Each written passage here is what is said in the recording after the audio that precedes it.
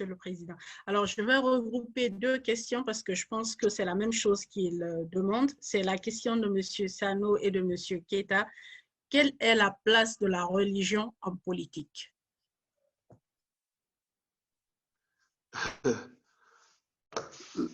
Un, les religieux, peu ou prou, ont été des politiques. Le prophète Mohammed, sallallahu alayhi wa sallam, n'était pas simplement là en tant qu'homme religieux, c'était un homme d'État. Les premiers impôts qui ont été levés à la Mecque, c'était les impôts d'assistanat. Autrement dit, pour aider les pauvres. C'était sous Omar ibn Khattab. Il a fait les premiers dons d'impôts payés. Mais c'est ça la dimension parfois des hommes religieux, surtout des prophètes et surtout de notre prophète. Il était religieux, il était un homme d'État, il était un homme politique. On ne peut pas être homme d'État sans être homme politique. Ça, c'est la première chose. La deuxième, les déboires de l'islam. Sans entourlouper, les partisans de l'imam Ali sont dans une autre doctrine. Le chiisme se définit comme parti politique. Ça, je vous le dis aujourd'hui, notez-le. Chiisme, ça veut dire parti. Il y a eu Abu Bakr as-Siddiq. Il y a eu Omar ibn Khattab, le deuxième calife. Il y a eu, comment il s'appelle? Othman.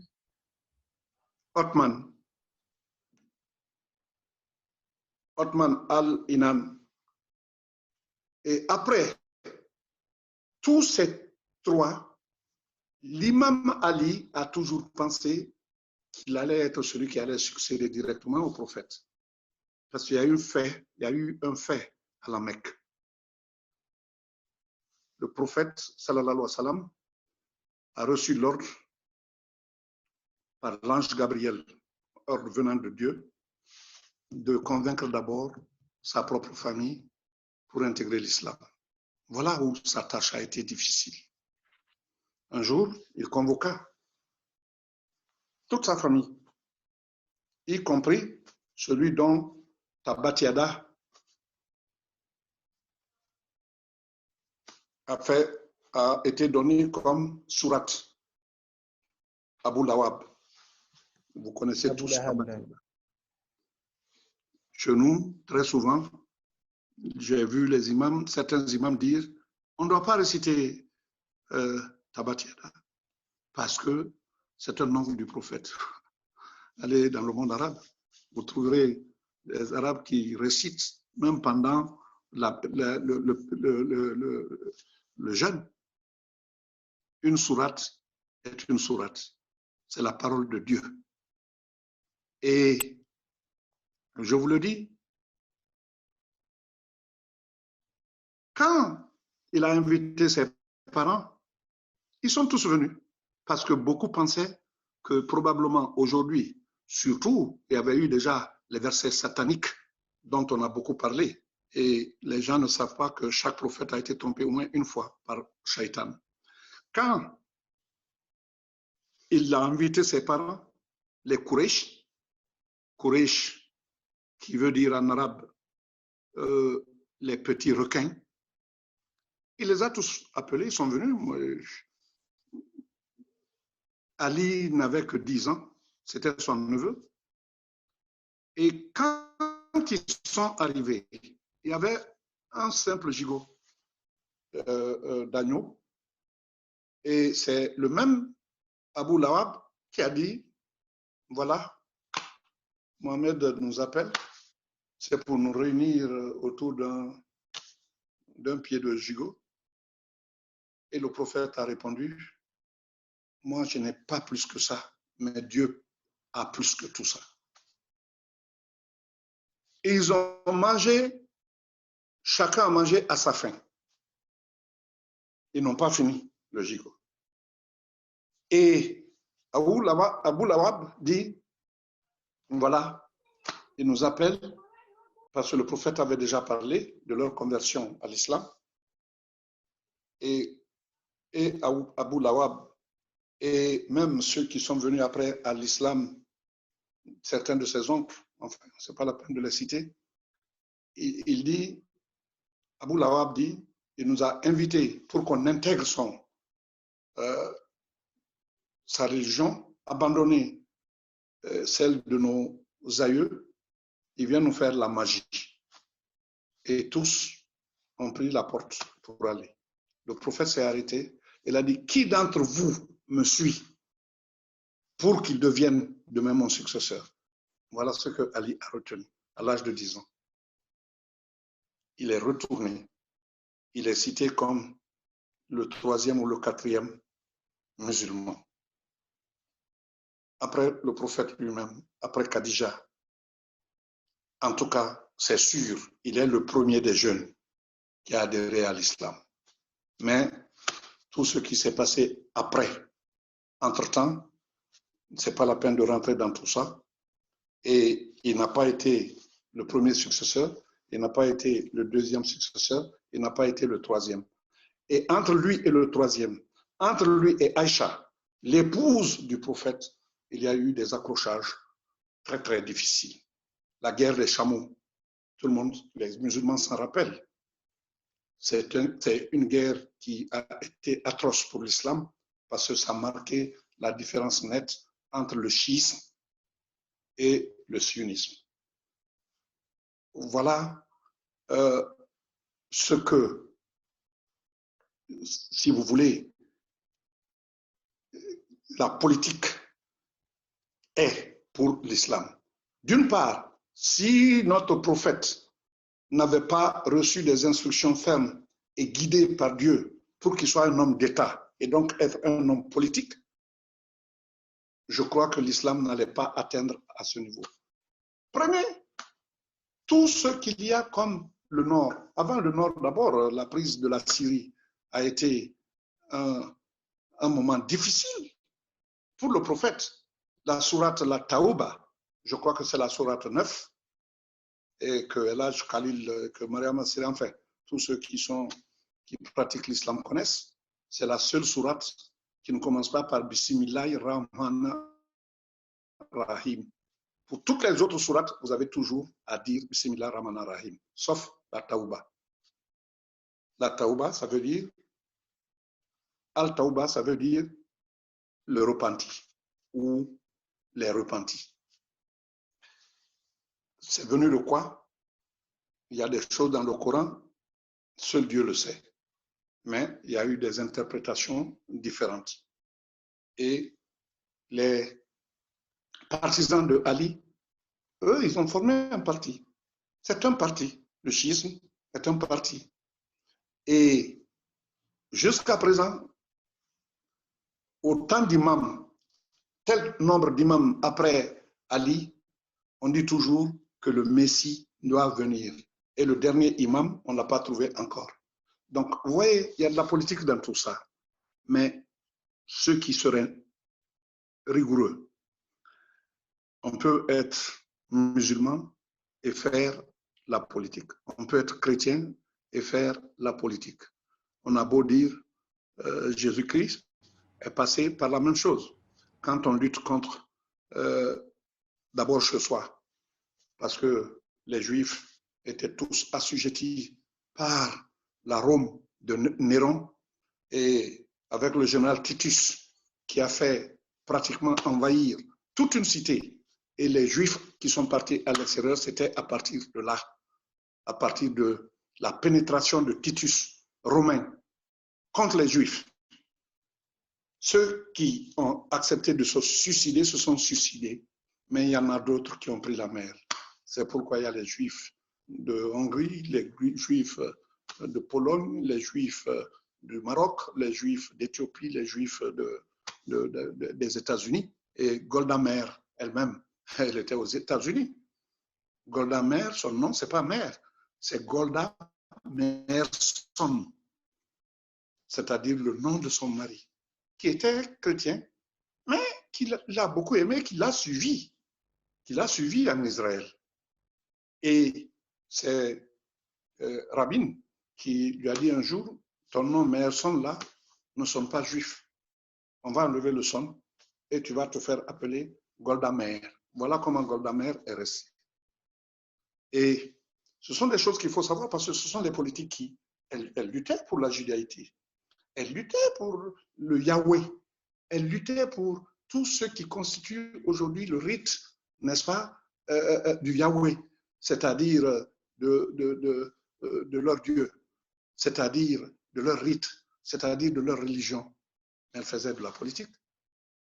Et je crois qu'elle a contribué énormément avec Isaac Rabin à la survie de l'État d'Israël tel qu'il est aujourd'hui.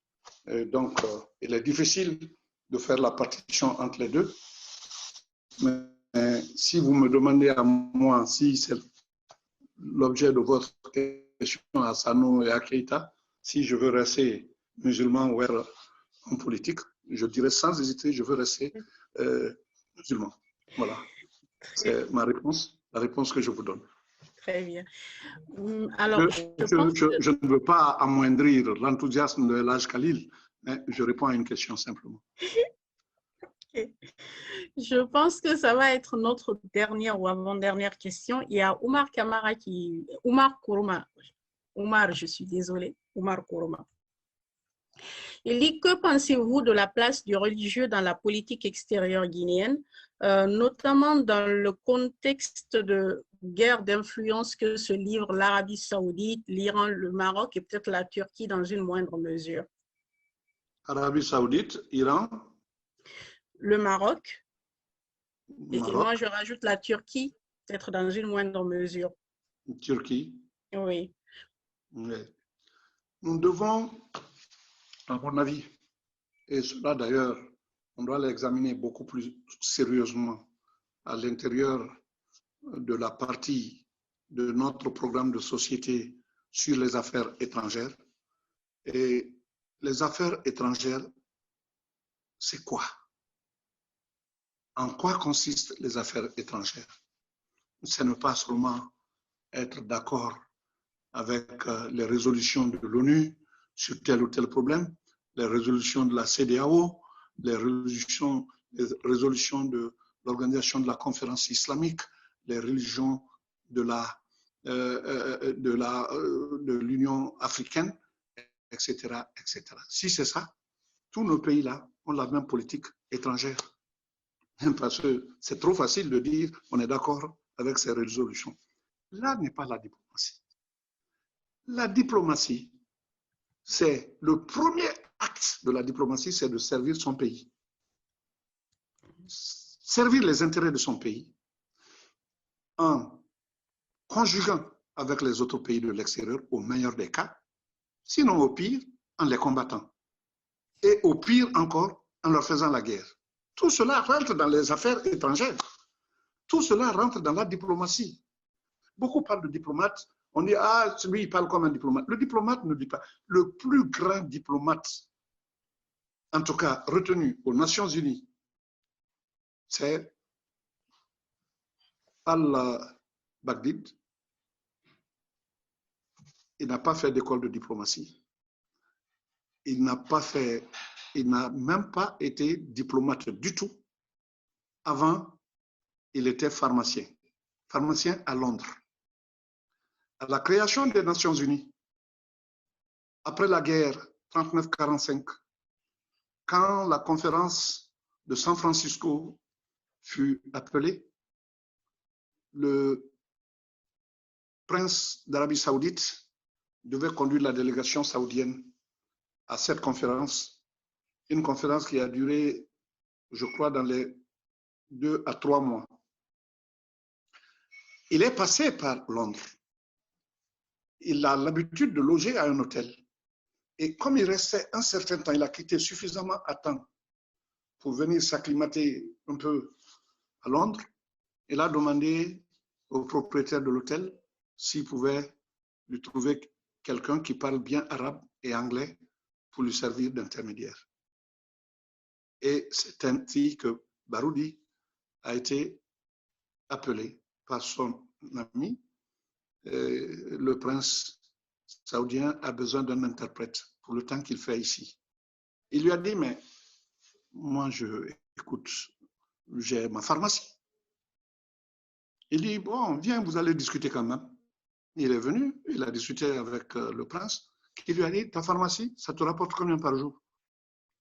Je t'en donne le double durant tout le temps qu'on va faire ensemble, toi et moi, durant tout le temps qu'on fera ici. Il a donné son accord, il a mis son fils à sa place, il gagnait donc le quotidien là-bas, et le prince saoudien lui donnait 3 fois ce qu'il gagnait par jour. Arrive le moment pour le prince d'aller, n'est-ce pas, à la conférence de création des Nations Unies. Il demande à Baroudi, peux-tu m'accompagner? Baroudi dit, ah non, non, non, ça c'est trop. Je vais abandonner. Il dit, yallah, tu vas abandonner quoi? Ta pharmacie? Si la réunion doit durer 1 an, je te paye 1 an. Je te donne les recettes d'1 an. Tu me dis ce que ça vaut, je te donne. C'est ainsi que Baroudi est allé à San Francisco. Il ne parlait pas arabe, il n'était pas saoudien, il était chrétien du Liban, il n'était même pas musulman. Il est allé, il a accompagné le prince, ils sont allés tout le temps qu'a duré la réunion. Après la réunion, le retour à Londres, puisque la première assemblée générale, parce que les Nations Unies n'étaient pas encore équipées pour ça à New York, ça s'est tenu à Londres. Il a dit à Baroudi, est-ce que tu peux représenter l'Arabie Saoudite? Il dit, mais je ne suis pas saoudien. Il dit, ça ne fait rien. Il dit, je ne suis pas musulman. Il dit, ça ne fait rien. Il dit, on ne fera pas de toi représentant permanent de l'Arabie Saoudite, parce que ce rôle revient au ministre des Affaires étrangères d'Arabie Saoudite, qui est en même temps le représentant permanent auprès des Nations Unies. Donc celui qui est là n'est que son adjoint. Il a dit d'accord, j'accepte. Il y a des choses, je ne vais pas les dire maintenant sans quoi avoir. On va prendre trop de temps, mais il a transformé la victoire des Arabes, la défaite des Arabes dans la guerre de Yom Kippour, la guerre de 6 jours entre l'Arabie Saoudite et Israël, il l'a transformé en victoire des Arabes aux Nations Unies, au plan diplomatique. Il se promenait de commission en commission. Première commission, deuxième commission. Partout où il venait sans note. Il prenait le sujet là où il est. Et il édifie mieux que quiconque sur ce sujet dont il n'a pas préparé, n'est-ce pas, le débat. C'est vous dire à quel point il était. Il a fait des choses aussi merveilleuses parce que quand le prince saoudien est venu, non, c'était le roi même, est arrivé une fois à New York et il avait promis à un des quartiers de construire une mosquée. Et malheureusement, il est parti, le temps passait et on ne voyait pas la mosquée venir. Baroudi a envoyé, il a fait des rappels. Aucun argent ne venait pour la construction de la mosquée. Baroudi écrit enfin au roi et dit, Votre Majesté, grâce à tout ce que vous avez fait pour moi comme bienfait, depuis le jour où j'ai rencontré le prince en Arabie, à Londres, jusqu'à aujourd'hui, puisque vous avez pris un engagement devant une communauté de construire une mosquée, et malgré mes rappels, vous n'avez rien fait, moi, je vais prendre sur moi de le faire. Mais voilà ce que je vais mettre à la une des journaux américains. L'ambassadeur chrétien de l'Arabie Saoudite a dû construire une mosquée parce que le roi d'Arabie Saoudite a promis de le faire et n'a pas pu le faire. Une semaine après, il a eu les fonds et c'est sur cette base que la mosquée a été construite. Il a fait des choses extraordinaires comme ça. Je ne vous citerai pas tout, mais beaucoup peuvent considérer tel ou tel comme ayant été le plus grand diplomate. Moi, je considère Baroudi comme ayant été le plus grand. Ça veut dire que chacun de vous, vous pouvez être diplomate. Vous pouvez l'être parce que c'est la chose qui a le moins de codes que possible.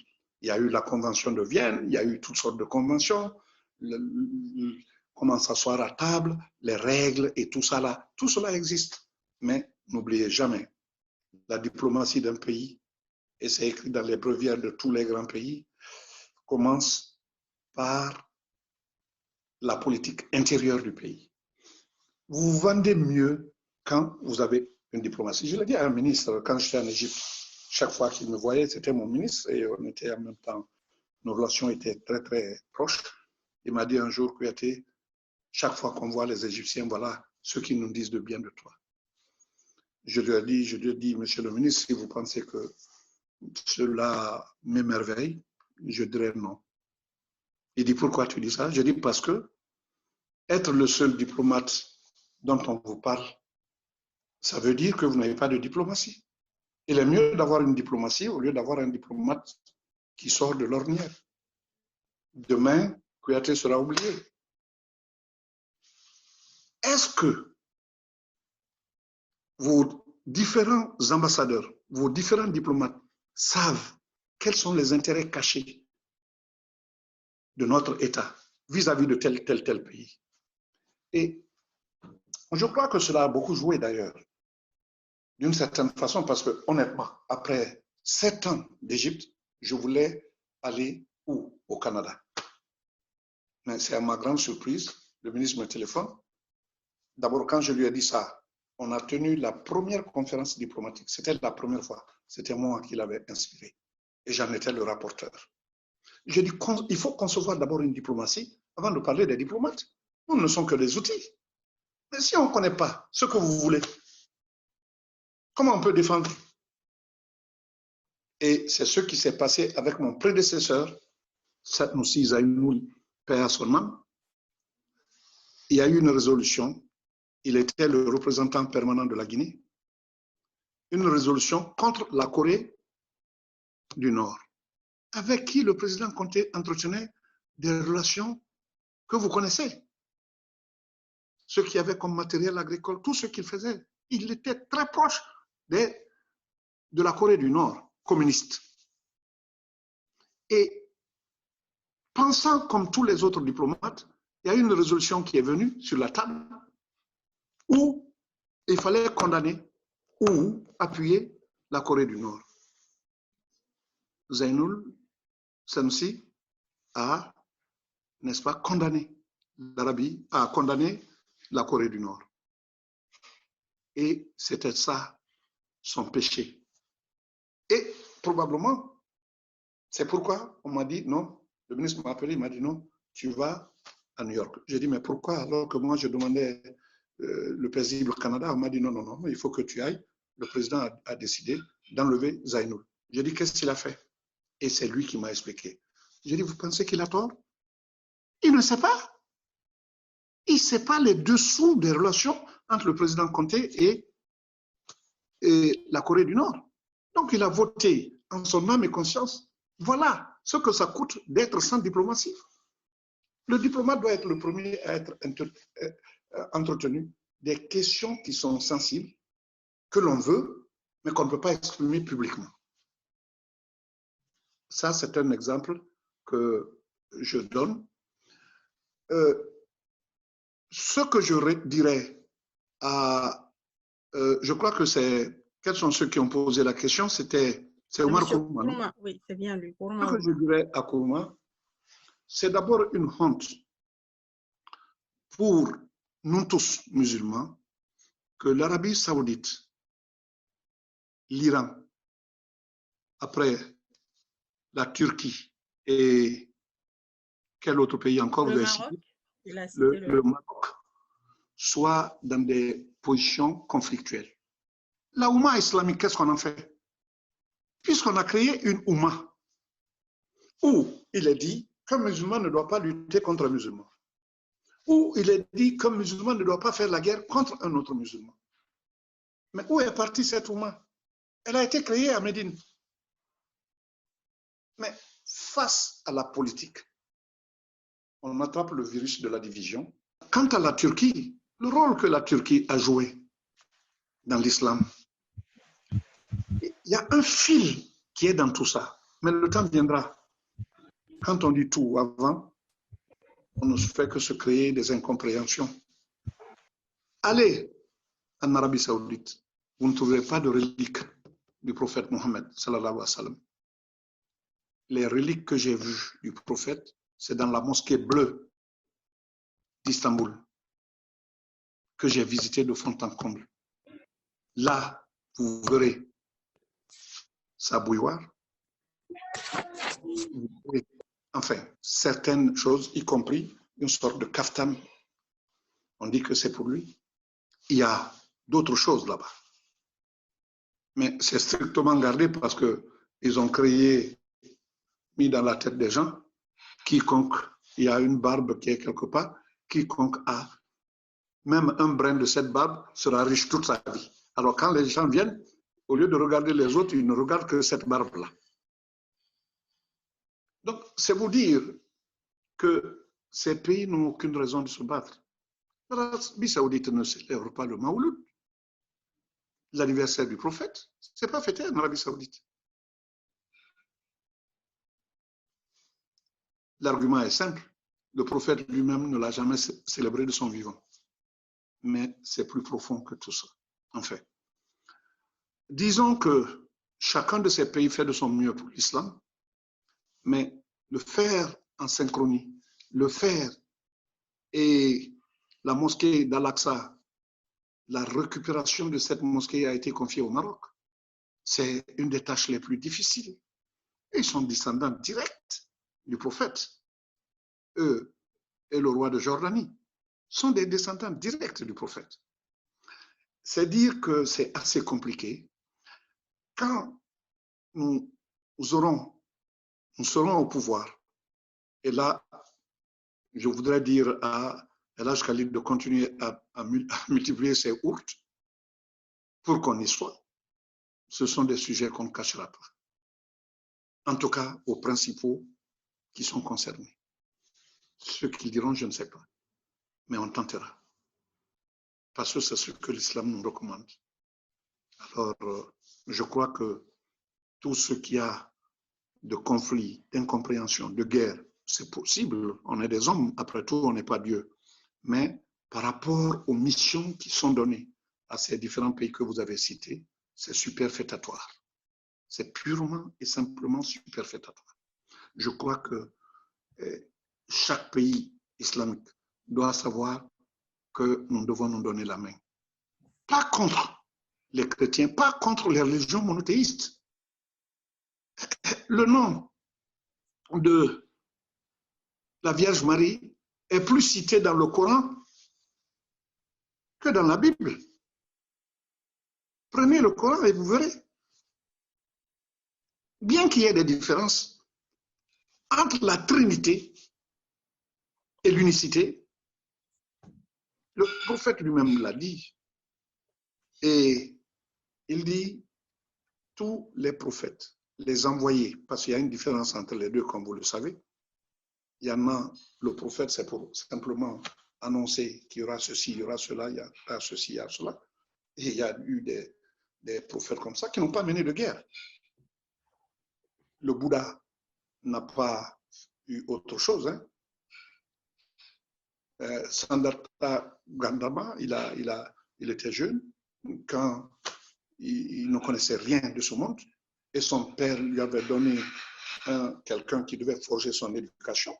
Il mangeait avec lui, il faisait tout avec lui. La première fois qu'il est sorti, c'était en l'absence de son père. Et ce monsieur a voulu le garder, il a dit non. Il s'est révolté, il est sorti, il était déjà majeur. Il a vu les hommes manger à la main, il a dit c'est quoi? Il dit ils sont en train de manger. Ils mangent quoi? Eux, ils mangent comme ça, et pourquoi moi je ne mange pas comme ça? Il dit non, toi, tu es le fils du roi. Il continue, il voit une procession. Il y a des gens qui portent quelque chose. Il dit c'est quoi? Il dit ah, c'est quelqu'un qui est mort. La mort, ça veut dire quoi? Il dit ça veut dire disparaître de cette vie. Il dit il y a ça? Il dit oui. Et ils se mettent en procession comme ça. Mais pourquoi vous ne m'avez pas enseigné tout ça? C'est ce jour qu'il a décidé de quitter pour aller dans les montagnes et s'asseoir sous la forme de Bouddha.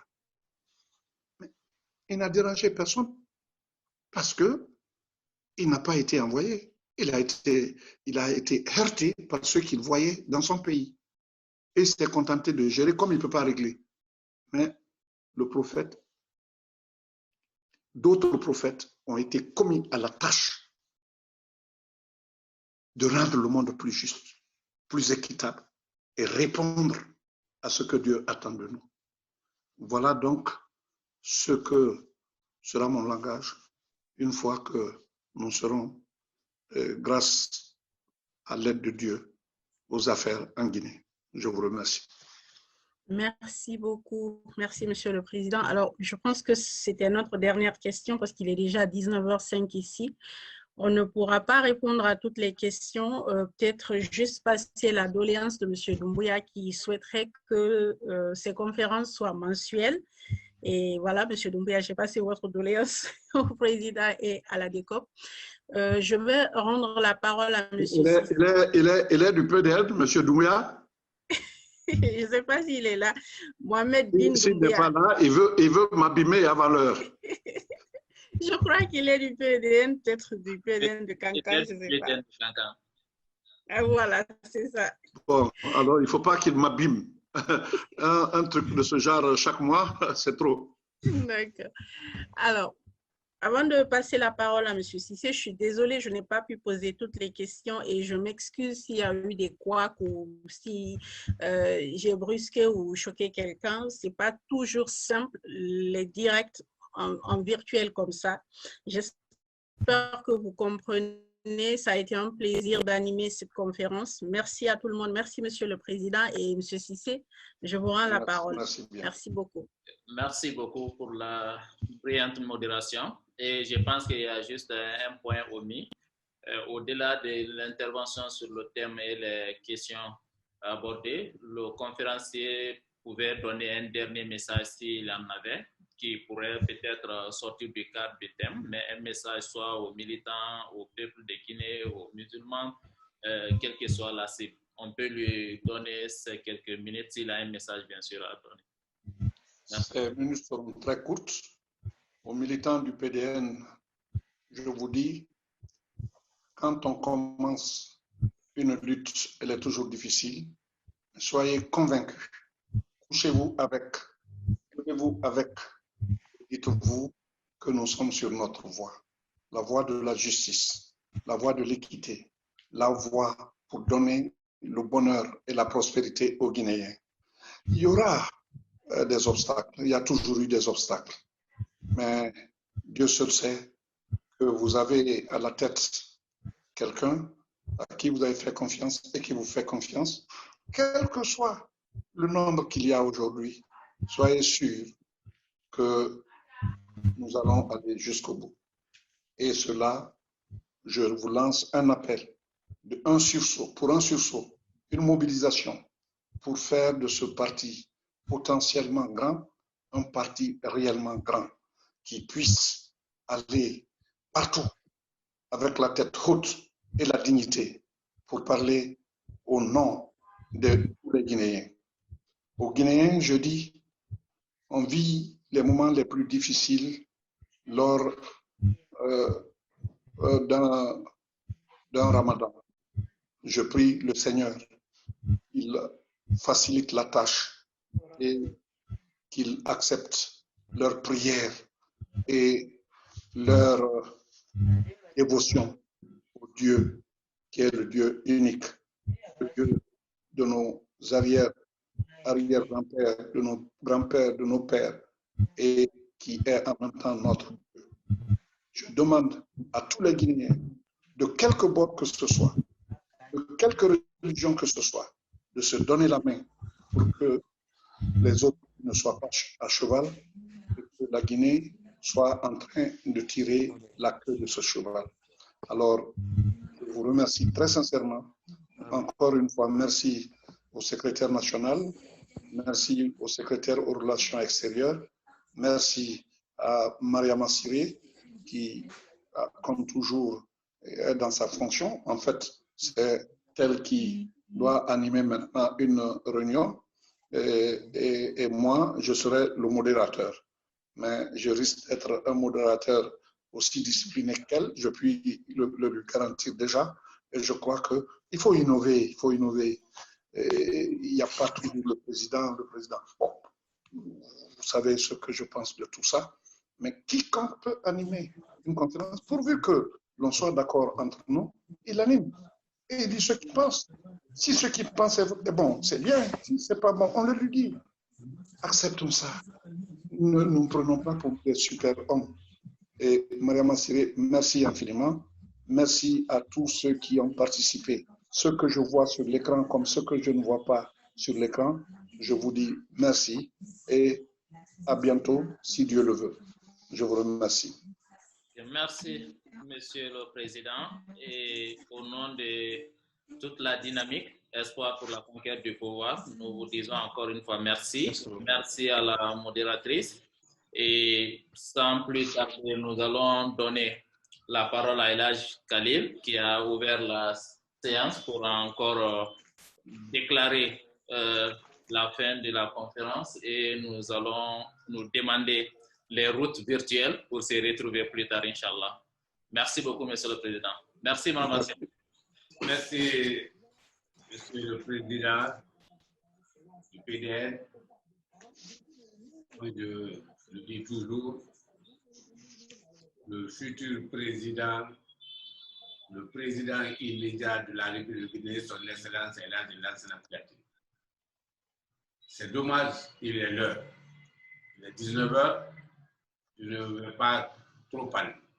Mais je vous dis seulement que nous sommes effectivement aujourd'hui des militants et des responsables conscients de notre responsabilité morale et matérielle parce que nous n'avons qu'un seul objectif.